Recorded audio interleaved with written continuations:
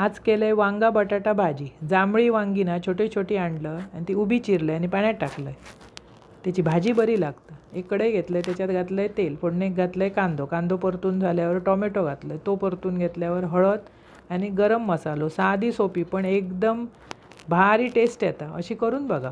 ही चपाती भाकरीवर एकदम मस्त लागतं, भात पण जोग बरो आणि ह्याच्यावर पेज पण मस्त लागतं। वरसून चिरलेला वांग्या घातलं, एक बारीक चिरून बटाटे घातले आणि वांगा बटाट्याची भाजी ना मिक्स असता ती बरी लागतं। नुसत्या वांग्याची तितकी आमका आवडणार नाही, तर भरलेला वांगे बरा लागतं आणि भाजी एक वांग्या बटाटा बरा लागतं। चवीपुरता मीठ आणि किंचितसं गूळ सगळा मिक्स केलं आणि धगधगीत पाणी घातलं जरा आणि ताटलेर पाणी ठेवलं म्हणजे व्यवस्थित ना शिजान येतं।